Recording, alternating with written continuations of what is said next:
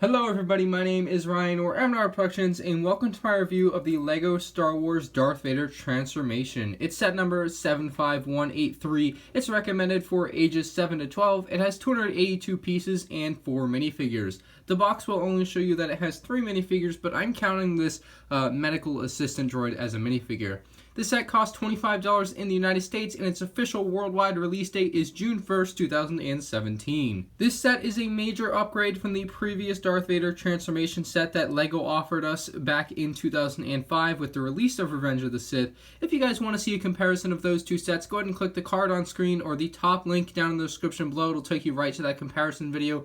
If you don't want to watch it right now and you prefer to watch just a review on this set, go ahead and watch through this, but I still encourage you guys to check out that video after you're done with this one. If you do enjoy this video, make sure you drop a like on the video down below and comment anything you have to say on the set. Without further ado, let's go ahead and take an up-close look at the minifigures. The first minifigure is Episode 3 Emperor Palpatine, of course freshly burned and scarred from that scene on Coruscant, where he tried to kill, or he did succeed in killing 4 Jedi actually, and then taking Anakin over to the dark side. So, Emperor Palpatine is pretty darn cool looking. He's got those menacing yellow eyes right there. He's got a pretty nice robe print. You can see like his robe looks pretty darn cool. His hands are in the same color as his head, which is really awesome. I really like those kind of slightly darker tan / yellowish hands. So I think those are pretty darn cool looking. He's got a hood on there, but we'll remove that hood. You'll see that he just is a scary looking guy in general. Flipping it around, he does have a second face, which is a much more angry face, and you can really use that to recreate that Episode 3 scene on Coruscant if you have him fighting Mace Windu, Kit Fisto, and whoever else.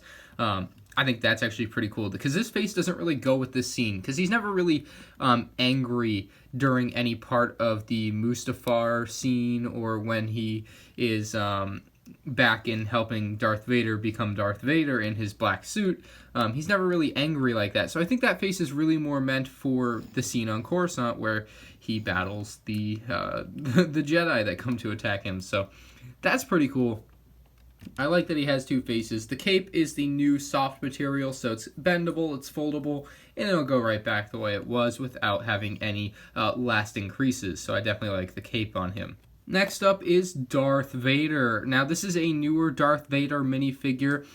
Specifically, the helmet is what's really new. Of course, the torso print changes slightly from year to year with every set, but the helmet is what's new. Back in 2015 with the Emperor Palpatine's Throne Room, or the Death Star Duel release set, that's what the set was called, they changed the Darth Vader helmet from the old version, and now this is the new version.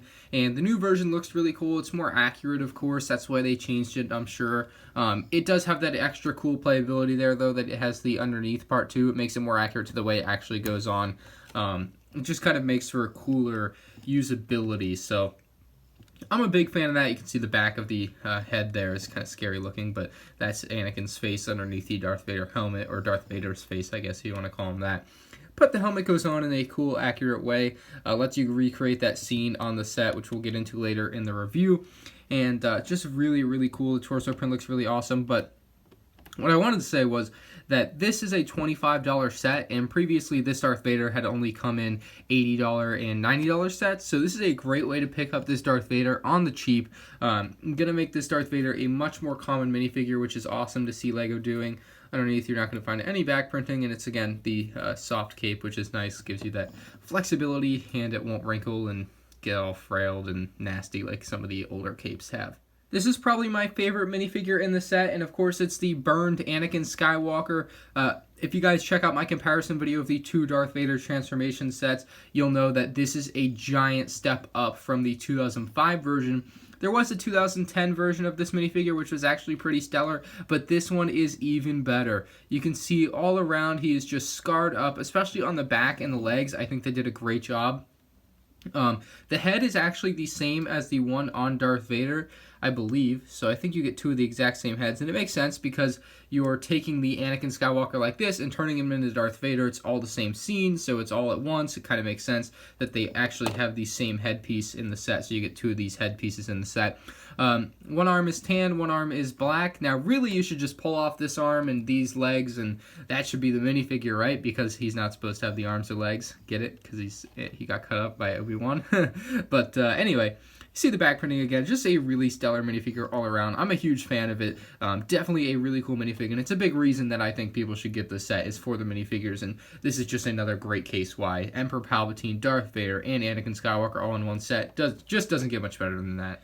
Lastly, we have this medical droid, which if you look on the box is not counted as a minifigure, but I think it should count as a minifigure because it's no different than a battle droid, which LEGO counts as minifigures. Actually, I'd say this is better than a battle droid. He comes with a couple of extra spare tools you can see there on his hands, and he's just got a cool general look to him, so I thought I'd give you guys an up-close look. I'm sure some people in the comments will be correcting me here, but I'm not quite sure what this is for. I don't know if it's a third leg for stabilization or to hold another tool or anything like that, but I'm sure some of you guys in the comments will be like, actually, that is his third leg, and it's supposed to hold up to 4 tools. And, you know, you'll know all the intricacies of it that I don't know because I don't know everything, and, you know, someone out there does know something about this, I'm sure. So the other cool thing about this minifigure that I like is the way that his torso and his legs connect. You can see this piece here is actually translucent, and it's kind of like a, I swear I've seen the piece used before, maybe not, but it's a cool piece. And then the way his arms are attached to his torso also is really cool. I think it uses one of the old wheels from maybe a traveler's cart from a city set. I swear I've seen them used before too as wheels, but it's a very cool design, very cool usage of parts here to create a nice design on this medical droid. Let's go ahead and hop in and take a look at the features of the Darth Vader transformation set.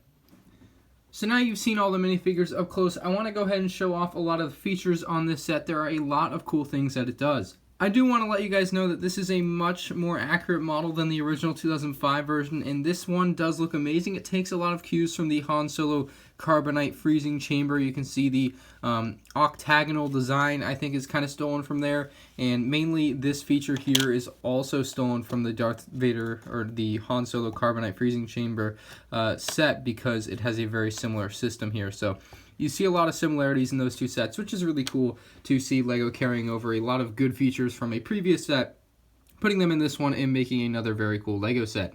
Now, the one thing you can do, you can take your Darth Vader and your Palpatine lightsabers, and you can just drop them into these clips here on this little storage facility thing. It's not a huge thing, but it's just a place to put the lightsabers, so you have a place to store them. That's not on the minifigures if you want to have the minifigures like sitting down or whatever. You can have Anakin on the table here, so he can be being worked on by the medical staff on hand. So you have Anakin there. And then when you spin this little knob here, you can spin around the table, allowing you to have another side where you can put your Darth Vader. There is plenty of space for his back of his helmet and the cape to fit because of the way it was designed. You can see that there is a little gap there. This is kind of on its own, like 2 bricks here, and then there's like a half brick space on each side, if you understand how that works there. So there's space in between so that his helmet can fit and his cape can fit without any issue. It's not going to fold the cape or anything. And the cape is made of a very loose material, which is nice, as I mentioned when I was looking at the minifigures. But anyway, you can have Anakin up here, which isn't really what happens in the movie. In the movie, as we all know, Lord Vader rises. You can have Palpatine standing anywhere really around Darth Vader here, but he rises up slowly, and then he gets all upset because he finds out that Padme is dead. So he can get off there. You can have him up on this little platform, which is kind of cool that they have a raised up platform just for Darth Vader there. Of course, you can drop him down here too, wherever you want to have him, but you can just have him up here all upset that Padme is dead. You can flip Anakin around.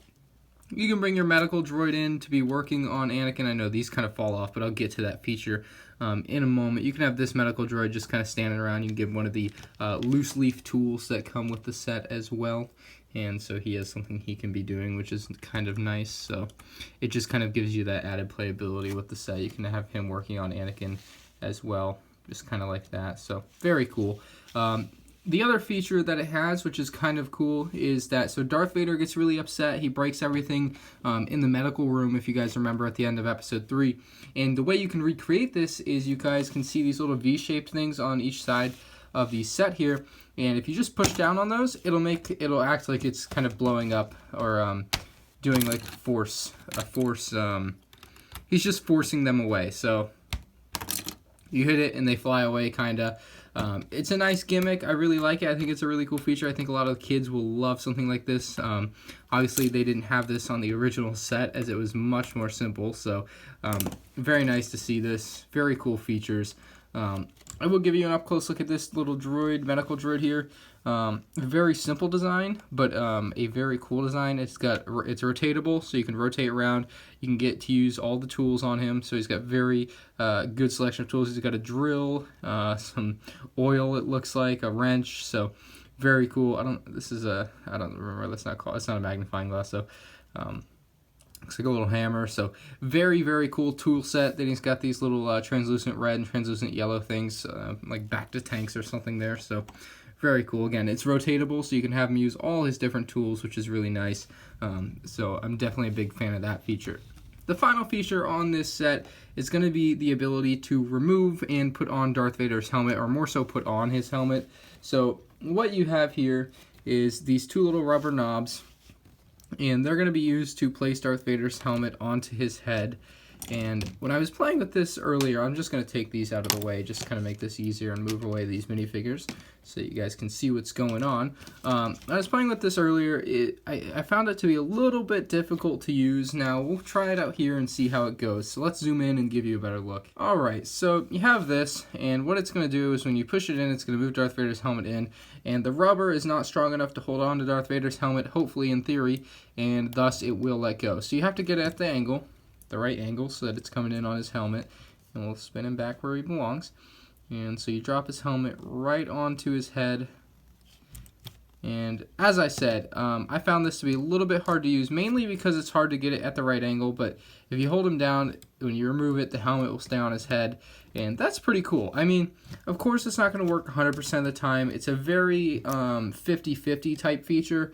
It's kind of like flick fire missiles. Sometimes when you flick the missile, it'll go and fly far away. Sometimes when you flick the missile, it will not fly anywhere. So I find this to be somewhat of a 50-50 type feature. A lot of times the helmet gets stuck like that for me. Now you guys may just be better at it than I am and never have an issue with this, but for me personally, I've seemed to have nothing but trouble with it. Of course you can push it down like that and kind of force it into place, and that does seem to work, so maybe that's the solution there. But yeah, it seems to be a little bit of a 50-50 type thing for me. It doesn't work every time, but it works most of the time, you know, maybe like 60-70% of the time. So still a very cool feature indeed. Very nice to see added in there. It's actually carried over from the Emperor Palpatine shuttle from 2010, I believe. It's set numbers 8096 if you guys want to look it up. And it had a very similar feature where you could put Darth Vader's helmet on and off. So if you guys wanted to look into that, look up a review of that set. Unfortunately, I can't really show you that. But yeah, let's go ahead and hit the outro. In review, I would highly recommend this set to anybody that's a fan of Revenge of the Sith, or if you're really looking for a cheap way to get Darth Vader, this is a great way to get the new Darth Vader minifigure. This is by far the cheapest set that the new Darth Vader minifigure has come in. I believe he's only ever come in the Emperor Palpatine's throne room and the Darth Vader's TIE Fighter with A-Wing, which was $90 and $80. So two more expensive sets.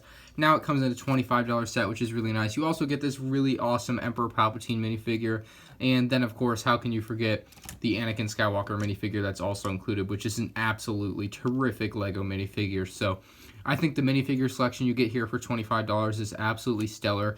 Really can't be beat by any other LEGO set. I mean, this is just some of the best minifigure selection in such a cheap set. I mean, of course, you could say like the Bounty Hunter Battle Pack, but there aren't a lot of $25 sets with 3 absolutely amazing and iconic LEGO minifigures, in my opinion. So if you guys have $25, you're a fan of Revenge of the Sith, I would highly recommend you pick up this set. Maybe ask for it for Christmas or for your birthday or whatever it may be, but this is definitely one that I think you should have in your collection. If you did enjoy this review, I'd love it if you left a like on the video down below. It's absolutely amazing for all the support you guys have been giving me lately. If you have any opinions on this set, do drop it in the comment section below. And if you want to check out my comparison video between this and the original 2005 version, please do so with the link in the description below. And if you haven't already, please subscribe to see more of my future LEGO videos. I make lots of great, awesome LEGO Star Wars content, and you don't want to miss it. Thank you all for watching, and I'll see you all in the next one. Check out one of these 2 videos on the screen if you haven't seen them yet. Peace out.